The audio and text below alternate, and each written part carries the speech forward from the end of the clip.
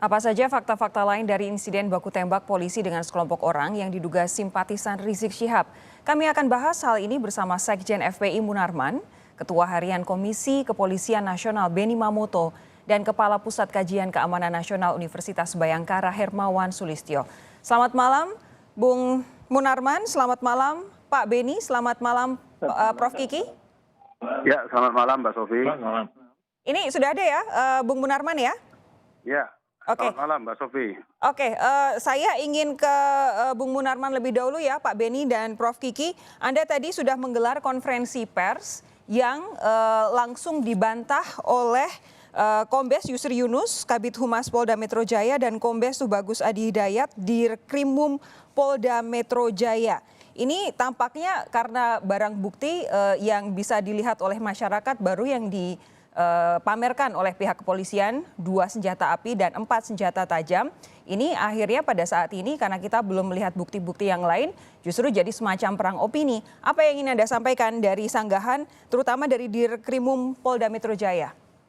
Ya, itu bukti-bukti palsu semua, nggak bisa begitu sepihak. Dan saya menyatakan tidak benar ada tembak-menembak itu, ya. Coba kalau orang yang nalarnya masih bagus ya, tadi kan sudah diputarkan rekaman.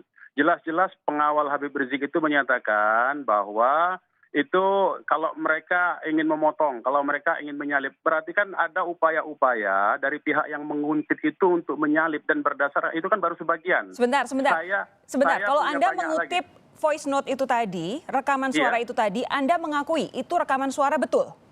Ya betul, itu rekaman suara dan itu justru membuktikan rombongan pengacau itu yang akan menyalip dan memporak-porandakan serta melakukan inisiatif untuk menyalip dari rombongan Habib Rizik dan pengawalnya. Itu kan terdengar tadi. Kan terdengar kalau mereka nyalip kita ini. Dan kemudian kan ada nongkrong aja warung kopi. Di mana bentuk serangannya? Coba, orang waras dan normal pikirannya mendengarkan cerita voice note tadi, itu terbantahkan sendiri apa yang dipaparkan ada serangan. Tidak ada serangan. Itu disuruh nongkrong di warung kopi kok serangan. Jadi tidak betul itu. Jadi saya minta sekali lagi, media tidak mengembangkan narasi tembak-menembak dan serangan kepada pihak kepolisian. Karena yang menguntit itu tidak menggunakan seragam. Dan tidak menggunakan seragam itu bagaimana bisa dibuktikan bahwa itu dari pihak aparat kepolisian? Kalau pihak aparat kepolisian, sebagaimana yang sudah kemarin disampaikan, ya datang ke rumah Habib Rizik menyampaikan surat pemberitahuan, itu yang baik-baik begitu kita terima kok. Bagaimana? Begini, penjelasan dari Kombes Tubagus Adi Hidayat tadi soal voice note yang Anda akui itu benar adalah Pak Tubagus menyatakan saat kejadian mobil Polri hanya 1. 2 mobil mepet petugas yang akan hentikan lalu melakukan penyerangan. Ada bukti voice note. Ada yang menggunakan senjata tajam, ada yang menggunakan senjata api. Faktanya mana? Faktanya voice note yang tadi diputarkan sendiri oleh Kompas yang berasal dari bapak-bapak di Polda itu membuktikan bahwa 1 yang mau menyalip itu adalah dari pihak penguntit. Yang kedua, disuruh malah ngopi-ngopi berhenti dulu di pinggir jalan supaya tidak diikuti. Coba, yang mana yang aktif melakukan serangan? Coba, normal saja. Ya? Kalau disampaikan bahwa sedemikian rupa dipancing petugas, lalu dipepet. Dipancing yang mana? Yang memepet itu justru mereka. Mana ada pancingan memepet? Kok ada pancingan memepet? Tidak ada di voice note tadi, tidak ada. Itu fakta dari mana? Yang saya dengar tadi ada yang meminta untuk ngopi-ngopi dulu. Coba kalau mereka mengikuti. Iya, lihat coba mana yang mengikuti. Kan cuma memantau. Tidak ada. Pepet tidak ada. Oke. Kan jadi fakta, jangan diputarbalikkan. Kemudian narasi dan opini jangan diubah-ubah. Kita sudah paham cara kerja, kita sudah terima mekanisme hukum. Nah, gunakanlah mekanisme hukum. Kalau ada seorang tiba-tiba di jalan, diikuti dengan orang tidak berseragam, tidak menunjukkan identitas sebagai aparat hukum, kemudian mepet-mepet mobil, memecah barisan mobil yang menuju ke pengajian, yang di dalam rombongan itu ada bayi 2 orang. Saya ingatkan, di rombongan itu ada bayi 2 orang, ada balita 3 orang. Ada balita 3 orang, bayi 2 orang, ada perempuan di situ. Bagaimana orang tidak takut bahwa itu adalah preman? Bagaimana orang yang punya pengalaman mengingatkan kepada Anda, Saya keluarga posisi perempuan. saya di sini adalah sebagai jurnalis yang Saya dihadapkan paham. pada dua pihak yang Justru itu. sama-sama Justru itu. menyatakan Justru itu. pihak lawannya Justru. mepet mobil teman-temannya. Justru itu saya bantah fakta itu. Ini ada bayi, ada balita, ada perempuan di mobil, ada orang tidak berseragam melakukan manuver-manuver dengan memepet kendaraan rombongan perempuan dan bayi. Bagaimana sebagai respon dari orang yang ditugaskan mengawal, Laskar tentu saja berupaya untuk mengamankan.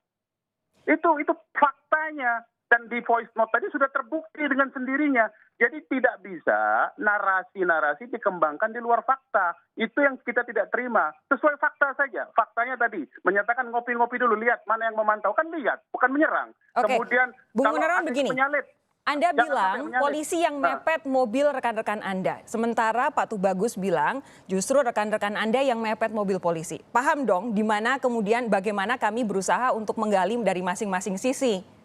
Tidak bisa. Tadi kan Kompas sudah menyebutkan penyerangan, sudah menyebutkan ada baku tembak. Nggak bisa. Kalau itu mestinya disebutkan menurut versi polisi, begitu dulu dong. Itu yang penting. Faktanya dulu. Jangan dikembangkan narasi bahwa penyerangan terhadap polisi. Sekarang pertanyaannya, anak-anak itu tahu nggak itu polisi? Tidak tahu. Bagaimana tahu itu polisi? Berseragam tidak, menunjukkan identitas tidak, menunjukkan surat tugas tidak. Bagaimana tahu itu polisi? Tiba-tiba masuk ke rombongan mau memepet. Oke. Prof Kiki, saya ingin dengan respons Anda dari penjelasan yang baru saja disampaikan oleh Bung Munarman. Saya? Halo? Silakan, Prof. Ya, begini. Kita pakai bukti empirik saja nanti. Saya kira polisi masih nyimpan banyak ini. Pertama, rekaman-rekaman polisi sendiri, rekaman-rekaman dari anggota FPI yang jaga, yang bertugas ngawal itu. Yang kedua, Munarman mungkin tidak tahu, polisi itu menggunakan Dash TV. Mobil-mobil polisi itu ada alat perekamnya. Halo? Itu kalau yang resmi. Itu kalau yang Ya. resmi. Ya. Yang nggak resmi pun juga ada. Nggak ada Paling itu. tidak, Coba dicek paling aja. tidak. Sebentar, Bung Munarman. Nanti kita lihat aja. Polisi kan juga punya HP. Itu pasti ada rekamannya. Tapi kalau dibuka sekarang, itu nanti ujung-ujungnya hanya berdebat di TV, berdebat di ini, di ruang publik. Dan Munarman dan teman-temannya menggunakan rumus pokoknya. Gitu. Oh tidak, kita pakai fakta, Pak Kiki. Lah, faktanya adalah kita tunggu aja di pengadilan nanti. Anda mau ngomong Enggak apa dong. kalau ada rekamannya? Loh, kalau Fakta pengadilan bagi nanti saya. jangan dikeluarkan Sebentar. dulu Bung Munarman jangan sebentar. di media. Bung Munarman Fakta. sebentar. Silakan, Prof. Kiki. Faktanya, kalau Anda sebut faktanya ada anak-anak, ada perempuan di dalam itu teknik klasik menjadikan mereka benteng supaya Oh, tidak tidak. diapa-apain. Itu kejam, itu kan Anda menuduh kejam itu. Wah, itu sadis teknik pikiran Anda. itu teknik Pikiran Anda klasik sadis itu. itu. Itu Itu teknik sadis Anda klasik. berpikirnya. Sebentar. Itu Prof. Kiki. dia sendiri nggak mungkin. Itu cucu beliau, cucu Habib Rizik nggak mungkin dikorbankan. Iya, tapi diajak jalan jam 1:30 malam itu Enggak, apa karena besok pagi mau maksudnya? pengajian. Besok pagi mau pengajian subuh keluarga. Wajar. Jam 1:30 malam itu nggak masuk akal saya. Kalau Masuk jam akal. 8 malam, Karena Bapak nggak pernah jam ngaji. 9, Karena Bapak nggak Sebentar, pernah ngaji. Bung Munarman Jam sebentar. 8. Kita kasih kesempatan Prof. Kiki. Tadi Anda sudah saya beri jam kesempatan 8, bicara jam 9. panjang. Nah, itu teknik untuk melindungi satu. Yang kedua, polisi kan juga nggak tahu ada anak-anak di dalam jam 1:30 malam gimana caranya melihat Dan di sama. dalam Pengawal juga nggak tahu kalau mobil yang polisi lain. dengan baju tidak seragam. Sebentar, Tengah Bung malam Munarman. mepet mobil. Sama, Baju tahu tidak juga. seragam itu, tunggu, itu nama-nama dan data mereka, foto-fotonya itu sudah ada sejak demo di MK untuk Pilpres. Itu sudah lengkap datanya, fotonya lengkap segala macam gitu. Jadi ada di Itu siapa mana? itu? Mana dibilang? Oke. Foto siapa? Oke, saya Sejak harus beri Pilpres, bukan aja kesempatan untuk Pilpres. Bung Munarman. Bung Munarman, Bukan. Silakan jelaskan soal data-data soal 6 tewas 4 buron ini. Data yang disebut oleh Pak Kiki tadi apa itu? Saya nggak ngerti itu data sejak ada pilpres sejak apa? Nggak ada hubungannya itu. Orang-orang itu sudah punya track record jadi pasukan khusus, jadi pengawal tanpa gamis, pakai baju preman, pakai baju biasa, gondrong. Itu kan fotonya beda di mana-mana. Artinya apa? Kalau Anda bilang ini innocent bystander, itu bullshit, itu nggak ada. Oke. Itu track recordnya aja seperti track itu. record siapa? Track record siapa? Bapak-bapak, saya ingin ingatkan ini kita siaran live.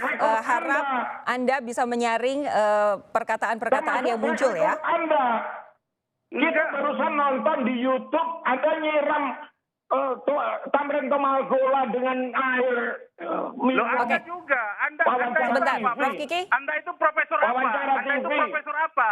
Pak Anda Munarman, integritas Bung Munarman, Anda itu. silakan Anda Anda jelaskan Anda itu data-data profesor soal apa? anggota Anda tadi yang 6 orang Saya tahu tewas dan Anda. juga 4 buron. Saya tahu dengan Anda, Kiki saya tahu sama Anda.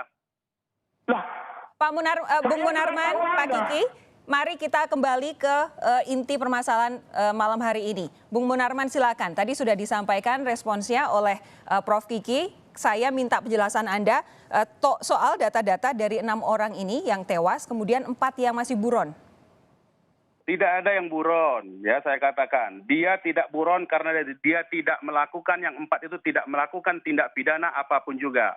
Yang 4 orang itu hanya mengawal pimpinan FPI, gurunya sendiri, yaitu Habib Rizik Syihab. Tidak ada pidana. Mereka tidak melakukan apapun dan tidak bersentuhan apapun, ya itu satu.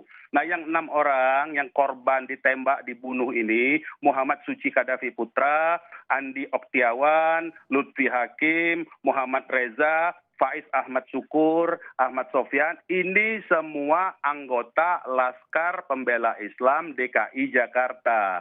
Mereka adalah murid-murid dari guru-guru di FPI. Mereka biasa memang mengawal, tidak ada persoalan, dan mereka dalam pengawalan di standar FPI itu tidak pernah menggunakan senjata tajam, apalagi senjata api. Oke, kalau Karena tadi Anda standar bilang kita tidak ada yang begitu. buron, 4 orang yang dinyatakan diburu oleh polisi ini di mana sekarang?